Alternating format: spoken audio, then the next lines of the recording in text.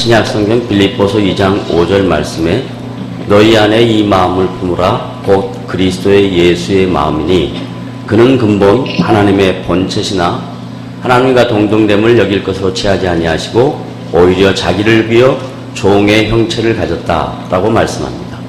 그 종의 형체는 십자가의 죽으심이다 라고 말씀합니다. 그 십자가의 죽으심을 하나님이 다시 3일 만에 성경의 약속대로 살리시고 그를 높이셨다라고 말씀합니다.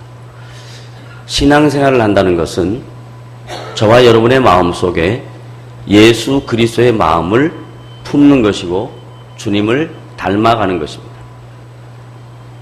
예수님을 닮아간다는 것을 다른 말로 바꾸어서 오늘 요한복음 8장에서는 예수님이 어떤 분이신가를 정확하게 알아야 그분을 닮아갈 수 있습니다. 신약성경은 복음서와 서신서 그리고 계시록으로 크게 나누어서 27권으로 구성되어 있습니다. 그 중에 복음서는 4권으로 기록되어 있는데 이 4권의 복음서 중에 마태복음, 마가복음, 누가복음을 공관복음이라 합니다.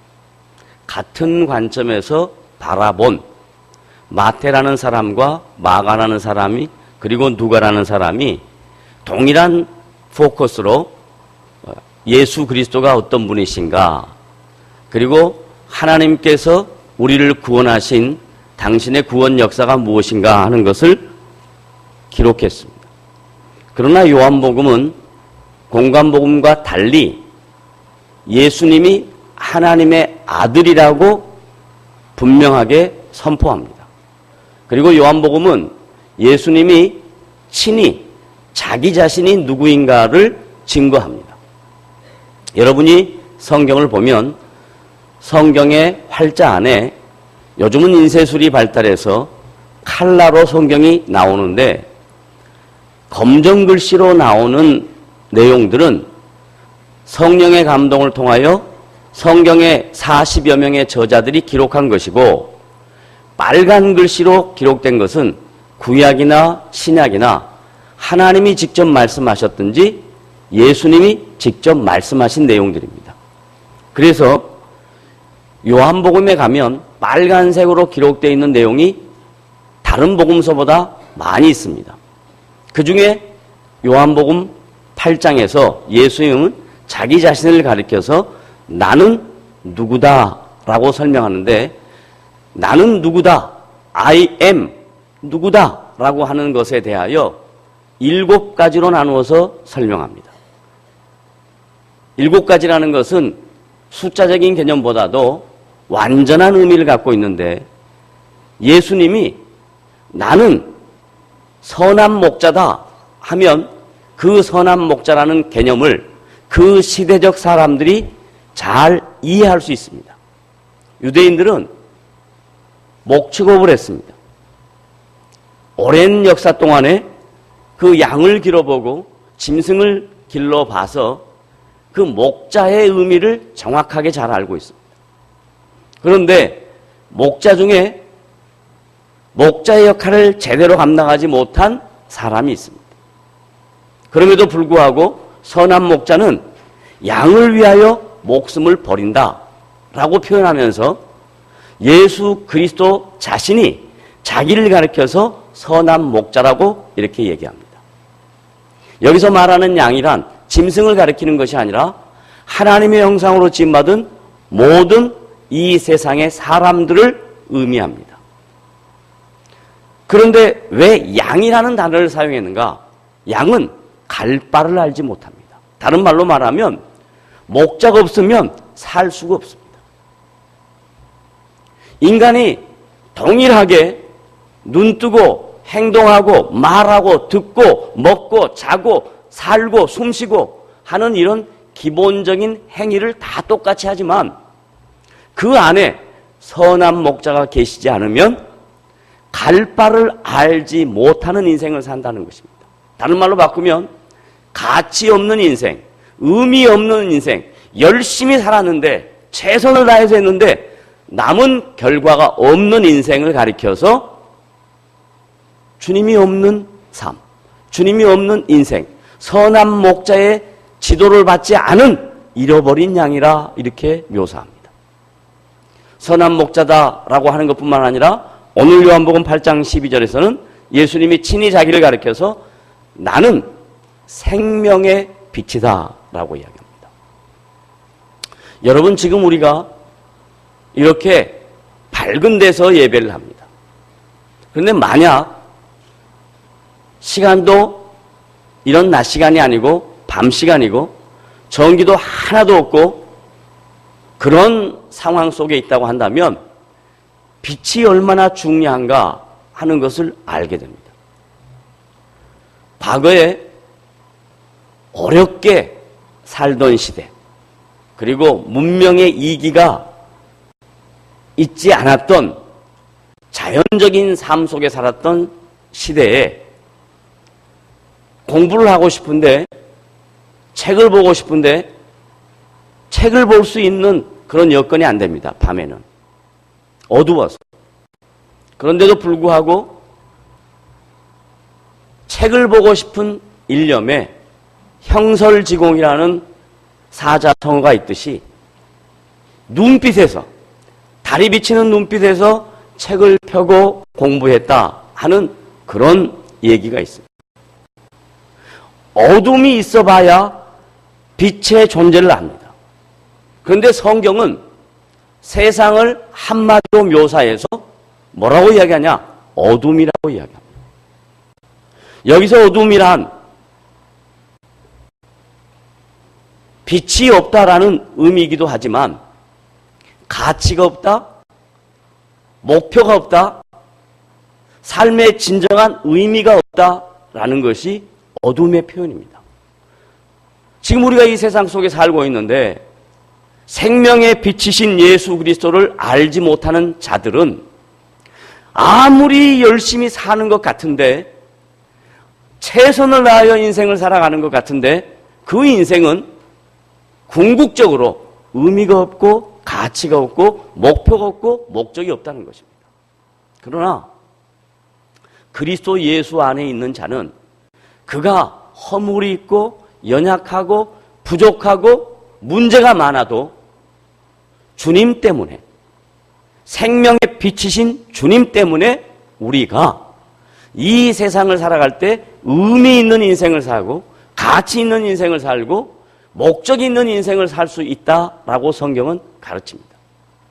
예수님이 자기 자신을 생명의 빛으로 묘사하면서 무슨 생각을 했냐면, 유대인들이 자기들의 조상, 자기 유대인의 역사 속에 애굽에 종살이하고 있었습니다. 애굽이라는 나라가 분명히 역사 속에 존재했던 공간적이고 시간적인 개념의 나라이기는 분명하지만 성경적 관점에서 애굽은 무엇을 상징하냐면 세상을 상징합니다. 그래서 세상은 힘이 있습니다. 그리고 세상은 능력으로 구성되어 있습니다. 무엇이든지 능력만 있으면 되는 것이 세상입니다. 애굽은 그 당시 약 3,500년, 4,000년 전에 이 세상에 가장 강력한 힘을 갖고 있었던 나라입니다. 그래서 그 애굽의 통치자를 파라오라고 이야기합니다. 그건 왕의 이름이 아니라 파라오라는 뜻 안에 Almighty God이라는 뜻입니다.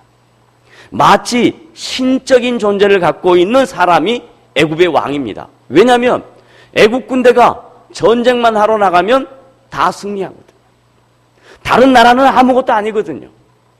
그래서 애굽이 그 시대의 세상을 대표하는 힘이었고, 그 세상을 대표하는 힘은 능력으로 한마디로 요약되었지만, 그 애굽이란 나라, 능력으로 대표된 세상은 성경에서 뭐라고 얘기했냐면 어둠이라고 이야기해요.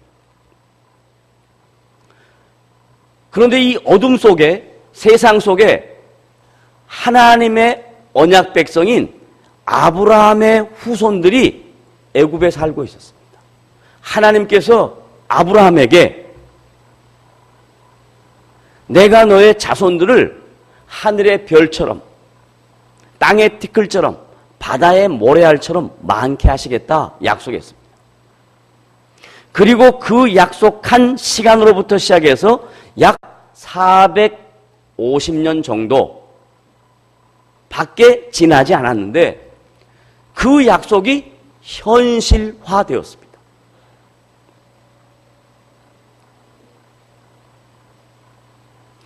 인간적으로, 이성적으로 아무리 납득할 만큼 어떻게 해서 그렇게 많은 자손들이 짧은 시간 속에 생겼는가? 아무리 계산을 해봐도 계산이 잘 나오지 않습니다. 그런데 이렇게 계산하면 이해가 됩니다. 기하급수적과 산술급수적으로 생각하면 금방 이해가 됩니다. 산술급수는 하나 더하기 하나였습니다. 그런데 기하급수는 고박입니다.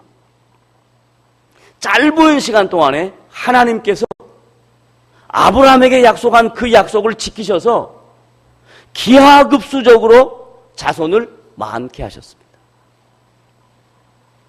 그래서 장정만 60만 명. 여기서 장정이라고 묘사된 표현은 교란한 건강한 사람을 가리킵니다. 그러면 상대인 배우자가 있으니까 일부 일처제라고 전제했을 때 60만 여성이 있었습니다. 그리고 건강했기 때문에 보편적으로 자녀가 둘씩은 있었으리라 이렇게 추측합니다. 그러면 240만 정도 됩니다. 240만. 아브라함이 하나님 앞에 그 약속을 받을 때 아브라함은 이미 그의 아내 사라와 함께 생산할 수 있는, 아이를 낳을 수 있는 능력이 없었습니다. 자연적인 방법으로, 인간적인 방법으로 자손을 낳을 수가 없습니다. 하나님께서 특별한 방법으로 아브라함에게 이삭을 허락합니다. 이삭이 야곱과 에서를 낳습니다. 그리고 야곱이 12아들을 낳습니다. 이런 역사 속에 이루어진 현실적인 사건들 속에 하나님은 간섭하셔서 친히 역사 속에 개입하셔서 당신이 약속한 그 약속을 지켜내십니다. 그리고 애굽이라는 능력과 세상의 힘을 대표하는 그 나라에서 당신의 언약 백성, 약속의 백성들에게 한 내용들을 그대로 실천에 옮깁니다. 그들을 애굽에서 구원해내십니다. 그러니까 한 나라에서 곤욕을 당하고 어려운 핍박을 당하고 고통을 당하니까 하나님께서 자기 백성을 핍박과 고통과 어려움 속에서 건져내 주신 것으로 이렇게 인식하면 그건 역사적 사건입니다. 그게 아니라 애굽이라는 세상을 대표하는 죄와 어둠, 사망을 대표하는 그곳에 하나님의 언약 백성들이 세상 속에 있었는데 하나님이 당신의 언약 백성들을 당신의 방법으로 구원해 내시는 겁니다. 출애굽이 중요한 것이 아니라 애굽이라는 나라에서 해방된 것이 중요한 것이 아니라 세상으로부터 어둠으로부터 죄로부터 하나님이 구원해 내셔서 하나님이 지시하는 땅 가나안 땅 그건 지형적이고 그리고 역사적으로 존재했던 땅이지만 성경에서 묘사하는 의미는 앞으로 우리가 가야 할 천국을 상징하는 겁니다. 그래서 하나님이 당신의 백성들을 구원해 내셔서 궁극적으로는 하나님의 완전한 통치인 가나안 땅에 천국에 들이시겠다 하는 게 구약의 메시지입니다. 이 구약의 메시지를 예수님도 잘 알고 있었고 그 시대의 유대인들도 잘 알고 있습니다. 그런데 애굽에서 구원해 내서 바로 가나안 땅으로 그 다음날 들여 주었으면 깨끗하게 신앙생활을 하는 게 복잡하지도 않고 어렵지도 않고 아주 용이하고 아주 간편하고 쉽게 예수 믿고 천국 가는 그런 일로 끝날 텐데, 하나님께서 이스라엘 백성에게 애굽에서부터 건져내어서 가나안 땅에 가는데 정확하게 도보로 걸어가면 10하루길이면 갈 수 있는 길을 40년이라는 시간을 통해서 그들을 훈련시킵니다. 며칠이면 갈 수 있다고요? 10하루길. 그런데 몇 년 동안 훈련시켰다고요? 40년.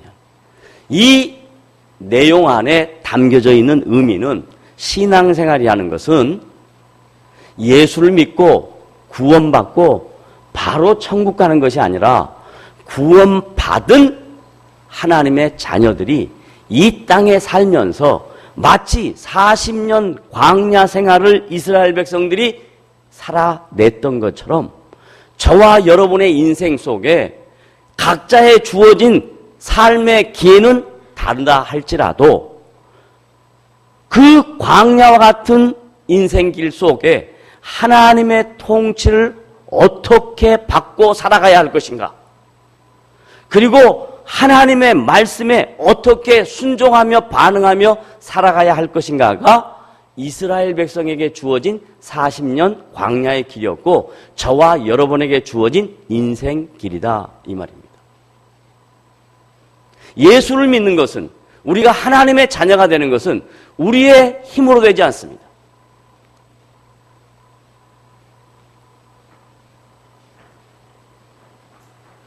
정윤이가 지 엄마한테 가는 건 우리의 힘으로 되지 않듯이,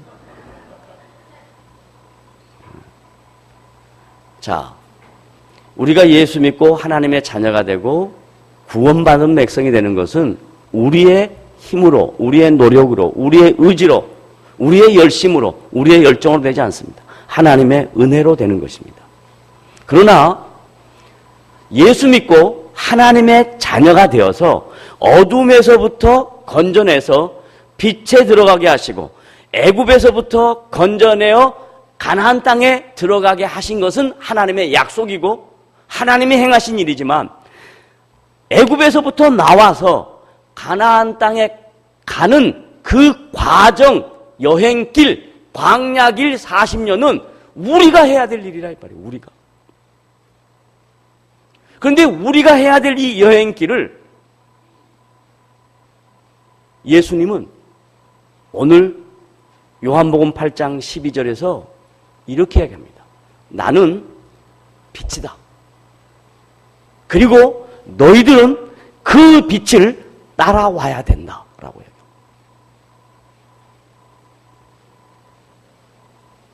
다른 말로 쉽게 표현하면 신앙생활은 주님을 보고 주님을 따라가는 것을 신앙생활이라고 그러는 겁니다. 교회생활은 교회에 와서 교인이 교회에서 행동하는 관습, 행동하는 양태, 그리고 교인이면 적어도 이런 정도의 기준, 이런 것들을 배우는 것은 교회 생활인데, 우리는 교회 생활하는 게 아니고 신앙생활하는 거예요. 신앙생활은 뭐냐면 우리의 목적이 되고 우리의 궁극적인 삶의 가치가 되는 주님을 바라보고 따라가는 겁니다. 전부 다 같이 따라합니다. 신앙생활은 뭐 하는 거라고요? 예, 따라하겠습니다. 주님을 바라보고 따라가야 하는 겁니다. 보세요. 이스라엘 백성들이 광야 생활할 때 하나님께서 이스라엘 백성에게 낮에는 무슨 기둥? 오케이, 구름 기둥. 밤에는 무슨 기둥? 불기둥. 잘 보세요. 낮에는 빛이 필요합니까? 필요하지 않습니까? 지금 이런 낮에 빛이 필요해요? 안 필요해요? 안 필요하죠. 그리고 이스라엘 땅은 건기와 우기가 분명해서 비가 오는 때가 많지 않습니다. 그래서 성경에 보면 이른 비, 늦은 비해서 비가 아주 작습니다. 그러니까 보편적으로 낮에 구름 기둥으로 인도했다라는 말은 만약에 비가 많이 오는 그런 지역이었다면 낮에는 무슨 기둥이었을까요? 우산 기둥이었겠죠. 그런데 그 지역은 우기가 많지 않단 말이에요. 항상 강렬한 햇빛이 내려지는 곳이란 말이죠. 그러니까 뭐가 필요해? 구름이 필요하죠. 밤에는 뭐죠?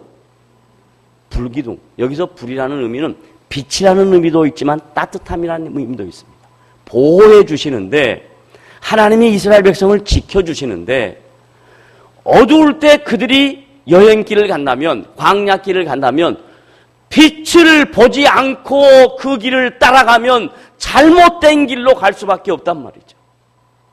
이 세상이 마치 어둠과 같습니다. 분명히 밝게 비춰놨는데 그 속 안에 들어가면 방향성이 없는 것이 우리의 시대의 모습입니다. 삶의 방향성이 없습니다. 인생의 방향성이 없습니다. 그런데 인생의 방향성이 없고 삶의 방향성이 없는 저와 여러분에게 성경은 빛이 되신, 생명의 빛이 되신 예수 그리스도를 바라보고 쫓아가라. 마치 구약의 이스라엘 백성들이 그 광야길을 갈 때 밤에 불기둥을 보았던 것처럼 너희들도 예수 그리스도를 따라가는, 그를 의지하고 순종하는 그런 마음으로 여러분에게 주어진 신앙의 길, 여러분의 인생의 여정을 주님을 바라보고 보고 따라가라고 명하십니다. 그러면 이제 여러분이 이런 질문을 할 수 있습니다. 목사님, 예수님 당시에는 예수님의 제자들이나 유대인들이 예수님이 눈앞에 현존하니까 그걸 바라보고 따라간다고 하지만 우리는 예수님이 안 계시잖아요. 그러니까 예수님을 대신할 것 사람들이 만들어냅니다. 뭘 만들어내죠? 예수님의 형상을 만들어냅니다. 그리고 십자가를 만들어냅니다. 그래서 여기도 십자가를 붙여놨는데 저는 본래 이 예배당 뒤에도 십자가 붙이는 것을 원치 않고 건물에도 십자가 붙이는 걸 원치 않습니다. 그래서 유심히 보면 알겠지만 저녁에 이 풍동의 모든 예배당은 다 십자가에 불이 켜졌는데 남산교회만 불이 꺼져 있습니다. 어떤 사람은 이런 생각을 합니다. 불은 하나님의 상징이니까 이 예배당에 촛불도 계속 켜놓는 거 있습니다. 그러지 않습니다. 왜냐하면 그런 상징물들이 인격적일 수 없기 때문에 그렇습니다. 제가 그런 표현을 정확하게 할 수 없어서 그냥 주변에 있는 목사님들이 왜 십자가에 불을 켜지 않아요? 라고 물으면 제가 뭐라고 대답하냐면 저희 교회 재정이 좀 어렵습니다. 그렇게 대답합니다. 보세요. 십자가의 불은 기계입니다. 물체입니다. 그건 인격이 아닙니다. 비인격입니다. 그런데 예수님은 인격적이신 분이에요. 성령님은 인격적인 분이에요. 우리 눈에 지금 예수님은 보이지 않습니다. 그분은 2000년 전에 이 역사 속에 인간의 몸을 입고 오셨고 사셨고 죽으셨고 부활하셨습니다. 그리고 승천하셨습니다. 승천하시면서 몇 날 되지 않아 내가 너희들에게 보혜사 성령을 보내겠다라고 말씀하셨습니다. 보혜사라는 표현은 우리를 보호해 주십니다. 은혜를 베풀어 주십니다. 우리를 지켜줍니다. 우리와 함께 하십니다. 어디에 가든지 우리와 동행하십니다. 그 보혜사 성령이 지금 저와 여러분의 인생 속에 생명의 빛으로 여러분의 심령 속에, 여러분의 인격 속에 계셔서 여러분이 걸어가는 인생의 여정에 생명의 빛이 되신 성령이신 인격적인 주님이 저와 여러분의 인생을 지켜주고 계십니다.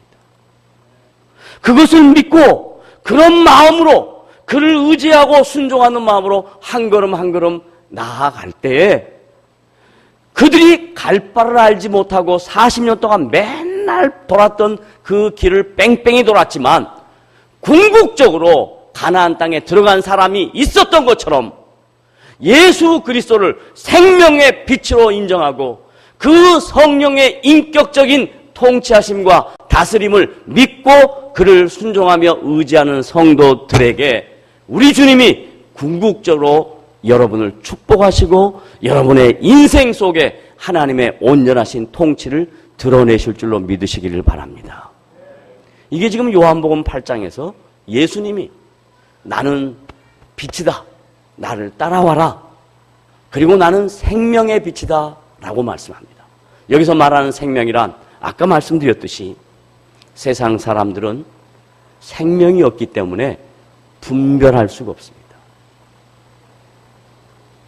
조금 저속적인 표현으로 얘기하자면 눈이 감겼고 귀가 닫혔기 때문에 아무리 보여줘도 모릅니다.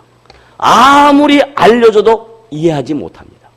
그러나 저와 여러분에게는 하나님이 생명으로 찾아오셔서 여러분의 어두웠던 심령을 깨우치고 여러분의 감겨 있었던 눈을 여시고 여러분의 닫혀있던 길을 여셔서 여러분에게 하나님의 하나님 되심과 그가 우리를 사랑하심과 그가 우리와 동행하심과 우리가 순종하며 살아갈 때 우리의 인생 속에 함께 하시는 분이라는 것을 날마다 여러분의 삶 속에 보여주실 것을 믿으시기를 바랍니다.